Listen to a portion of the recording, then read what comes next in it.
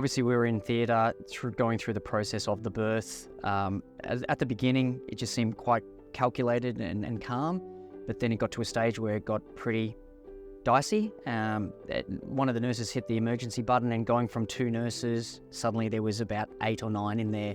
One was focusing directly on Edith, like holding her face, going, just focus on me.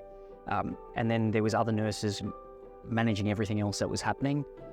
Gianna then obviously was delivered and came out. The nurses took her away. We were very concerned. Edith, we didn't know if it was a boy or girl.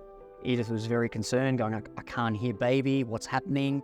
And then it felt like eternity, but then we heard the bellowing cries, and we were instantly a little bit more relieved. They came and handed Gianna to me, which is the first time out of our 3 children that they came directly to me, and I said, no, I think the first thing we should do is give Bubs to Edith. I remember them popping Gianna on my chest, but unfortunately I ended up with an internal bleed, and as they popped her on me, I just said, someone needs to take her, I don't feel well.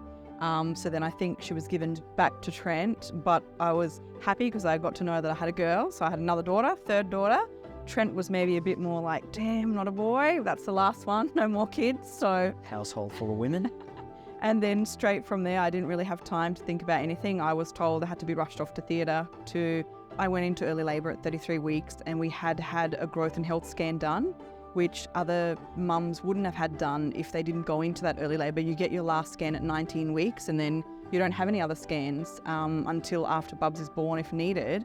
So because I'd had that, and they had some concerns that Gianna's long bones were about 8 weeks behind my dates, when she was born, for me as a mum, I didn't look at her thinking I saw anything different. To me, she looked like all my other babies. She was perfect, she was beautiful, but they obviously had some concerns because they could see from when she was born that her forehead was a little bit more prominent and larger. There was a lower nose bridge.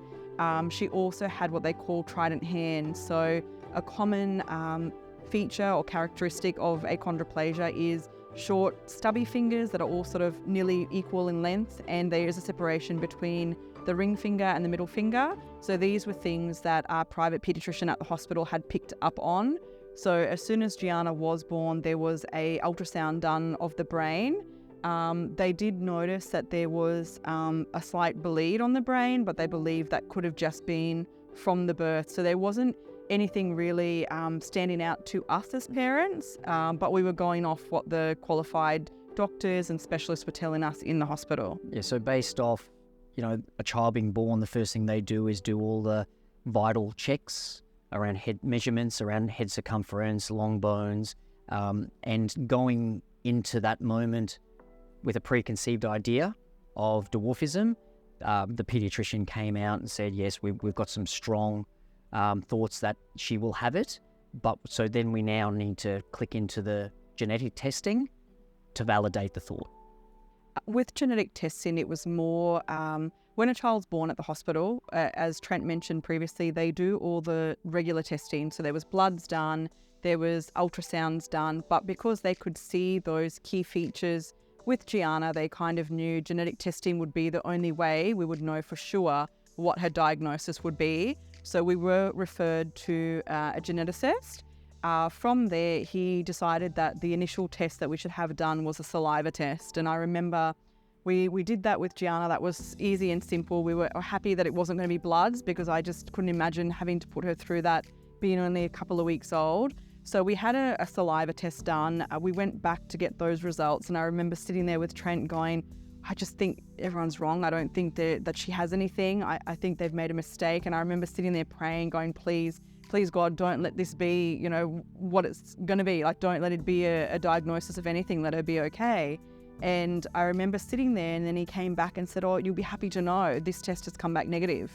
We haven't found anything on the saliva test. So it gave us hope that they had all been wrong, and that our parents and everyone around us that kept saying that, everything's fine, maybe they've made a mistake, gave me hope that maybe they had just picked up on something that was wrong early on. But he then said, unfortunately, saliva testing doesn't test for everything. So because that had come back negative, the next test would be bloods, and it was an in-depth blood test that looked at all different genes, chromosomes, and that was what we then had to do with Gianna. And in hindsight, going to that level of detail gives you more certainty. And to be honest, I'm glad it went down that path, and we now, have got those results. And once we got those results, it was like, what's next? What's the process? How do we kick into the next level? As opposed to some parents that might have kids with dwarfism may not actually know until they're 6-8 months old, and then notice there's some changes. So we were fortunate enough that we had preconceived ideas, and we were able to, investigate that very early on. For me, I think as a parent, I guess I'll speak for us, all you ever want is your child to be born happy, healthy, no concerns. But I think I've quickly realised in this world there is no normal. So you could have a child that's born, at any stage and go, they don't have a condition, they don't have a disability, but down the track they could always need something, like children aren't born wearing glasses or, needing any specialist therapies or anything. Yeah, and our girls, even our older girls that don't have a disability, have needed things like what Trent mentioned, the grommets done, adenoids done. So I think we've kind of come to a realization now that when you first find out, it's scary. I did a lot of Googling, many nights of sitting there crying, saying to Trent, why did this happen? How can we move past this? Is she going to be okay? And we soon then realized, instead of worrying too much about the future and stressing out about things that haven't even happened, just deal with the here and now. And life has definitely been easier because we're just enjoying time with her. It has been challenging, and to be brutally honest, between Edith and myself, we've got very different triggers to, what initially why we were upset with the diagnosis. From Edith's, I'll speak on my behalf. When after we had our two older children, Edith came to the idea of, it'd be nice to have a third. We had some discussions around it. I didn't win those discussions. So no, putting that aside, I was quite happy with, house, dog, 2 kids, play on. But Edith goes, no, she really wants to have another child. I thought to myself, well, who am I to deny and stop something? If it's to be, it's to be. And I've had some trauma with my sister's issues that she had. She lost her third baby during birth through doctor's negligence, and that scarred me. And I said, I've got 2. I don't want to go that path. Edith, I couldn't handle if something like that happened to us. I'm not as strong as my sister emotionally. So then off the back of that, Edith then, once we got this diagnosis, you then had a different side of guilt or emotional strain. Yeah, of course. It was tough because I knew that Trent was happy where we were in life, and I was definitely pushing to have the third. So hearing that Gianna had a diagnosis was hard because it put a strain on us, because I knew obviously the conversations we'd had prior to having her of Trent saying, no, I'm done. We've got 2 independent kids now. Why go back for a third? So yeah, and then, when we first went in for that 33-week scan, I just remember that silence, and I knew straight away something was wrong, because you don't go in for a scan, sit there, have them do your ultrasound over and over and over with no one saying anything. And that definitely was probably the hardest things. I think in hindsight, had they dealt with that differently too and just been honest with us and upfront, it probably would have made our feelings a little bit easier. So yeah, I think there's a lot of guilt, and I have definitely seen psychologists and spoken to people, because I now realize there's nothing that we did wrong that created this. It's just something that happens. 1 in 25,000 babies are born with achondroplasia. Sometimes it can be hereditary, and for us it was simply a gene mutation that cannot be changed, and here we are today. Gianna was born at a private hospital, and they were very honest. They didn't have a lot of experience with children being born with dwarfism. So it was very much a case of me coming away from realizing that when we had the genetic testing done that she had it, reaching out to other parents through social media who had kids with dwarfism in Brisbane, and they then referred me to a specialist team at Queensland Children's Hospital. And from there, that's where it kind of snowballed, and we started finding out what testing she needed.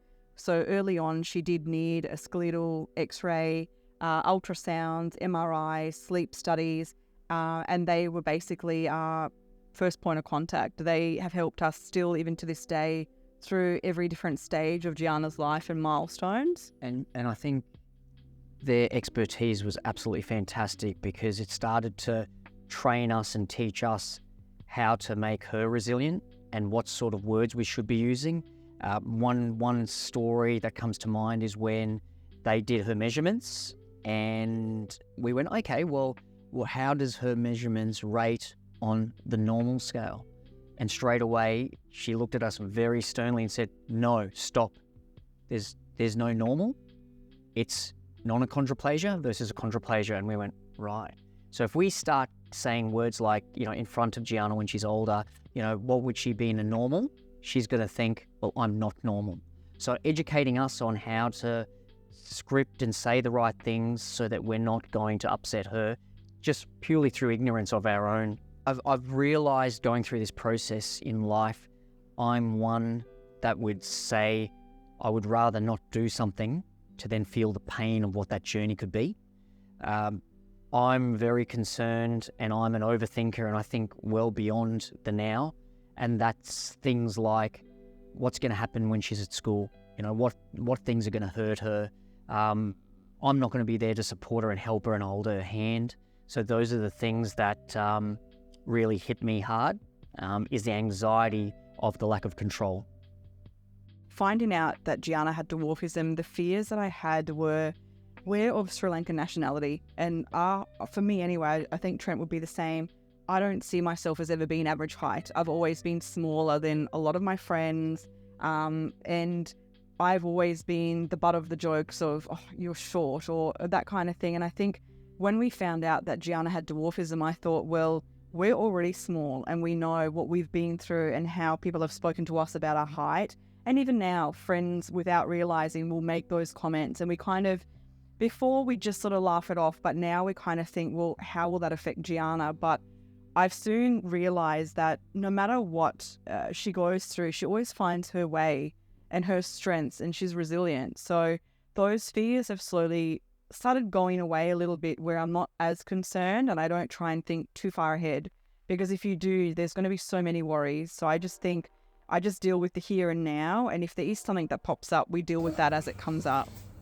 I think it's education. I've realized that when people understand that when the media portrays dwarfism as something funny, it's not actually something funny. They go through a lot, and we didn't realize what dwarfism actually was till we had a child with it. Like, it's not just someone being shorter. It's not just short stature. Along with dwarfism, they have a shorter bone structure, which means it affects their whole body. And that's something that we have learned. I didn't realize how dwarfism can affect a child's spinal cord, for example. Like, her neck has a lot more narrowing than what we do. So if she was to have a bad fall, that can actually compress the spinal cord, and that can cause a whole world of health issues. And for me now, being on social media is about telling people that it's not something funny. No disability is funny. There is nothing funny about having a child that has something that's lifelong that they have to go through. It's educating people so they understand that it's not an easy process, but it's also letting them know that it's okay. And when you first get that diagnosis, although it's really tough and it's hard, they do just fine. Like, Gianna is the happiest, healthiest little kid, and she's probably the easiest from all three of our kids. She's so easygoing, so resilient, and she always finds her way to do things. So even if it's day-to-day activities that you would think she'd find difficult, she just gets through it. There is no, she just finds her way to do it. And I think from Edith's perspective, the information and the content that she's posting is actually drawing really meaningful discussions. So people from all around the world have contacted Edith and said, can you talk us through the process that you went through to identify what condition Gianna had? And that's where Edith then shares her story and says, this is what we did. It may not be right for you, but here's some guidance on where you could start. So those are the sort of the questions, and where Edith feels fulfilled that she's actually sharing education. I would definitely say it's when I have, a mum contact me and say, look, I've been watching your page for months and I've just, had my first child and they've now been diagnosed with achondroplasia. And I love the fact that when I come on your page, it's so happy Gianna's doing so well and she's developing so well. Thank you so much for sharing your story, because for me, when I first found out Gianna had dwarfism, I would Google a lot. And unfortunately, when you Google, it just shows you possibly all the negatives that you could find, or worst case scenarios from a diagnosis like dwarfism. And it just talks about surgeries that a child could need, but it doesn't show you how happy these kids are and how they live and play and be like any other child. And that's why my Instagram or my Facebook or my social media is about just showing people that it's okay and everything will be fine and you will get through it. For me, what I hope is that we can create, I guess we can't change the world, but by us advocating and sharing information about how dwarfism and achondroplasia affects each person, it might just give people more knowledge and understanding, and hopefully raise her in a world that has a lot more inclusion. Because the one thing I find is, as a parent with a child with a condition now, inclusion isn't everywhere. So it is hard to navigate certain things. Not everyone is as understanding of a parent that has a child with a disability. So I hope that she can grow up in a world that, you know, bullying's not such a thing. It's, you know, if people can treat someone who has a terminal condition like cancer with respect, I would think that you can treat anyone with a disability with respect as well. For me, Edith's spoken a lot about the external factors. For me, it's about Gianna. I would only hope that Gianna doesn't have situations where someone will say something and it'll hurt her. I'm hoping she'll be like, okay, not water off a duck's back, but I'm educated and I understand why someone would say something negative. So it's my opportunity to say, okay, well, this is why I am the way I am. And not come home and cry and have all those, you know, that every parent goes through. That would be my wish. I think there's a long way between achieving that, but all we can do is try. And for us, the beginning of that journey was about us not being affected by the diagnosis, about us walking through the shopping centre and not just putting her in the pram and go, let's get through this. We let her strut her stuff. She walks in front of us and we follow her with the pram, and she's strutting and people are looking and asking, and most of the time it's, oh, how cute and things like that. So if we're being very open about the situation and the story, hopefully she's going to feel that and learn that. And then when it's her turn, she'll be able to walk that walk and be comfortable in her own skin. That's probably the biggest thing for me. I think to add to what Trent said, what I find now is as Gianna gets older, it's a bit more obvious that she does have dwarfism. And what I would say to people is, instead of staring, pointing, trying to take photos, come and talk to us. We're really approachable. We're happy to answer questions. We're happy to let people know what it's like having a child with dwarfism. So don't do those things that's going to hurt someone. Come and talk about it. Come and ask questions. But most of the time when someone does look and stare, it's not through malice or anger. It's through the lack of understanding. So there's a few scenarios that I could talk to. One being, we'd be, you know, at your local shopping centre, at a fast food outlet, having something to eat. The people next to us sort of sit there and look. And Edith, at a very early stage, well, more advanced than I was, would turn around and go, oh, this is Gianna. She has achondroplasia. Do you know what achondroplasia is? And most of the time they're looking, they go, no, we don't. And then the conversation starts. And then it goes from a look of not understanding to a, oh, wow, oh, she's beautiful. And knowing the story and what's involved, it just flips the conversation or that initial contact. So that's pretty much where we sort of see if we can do that for her, then she can be old enough, she can do it herself.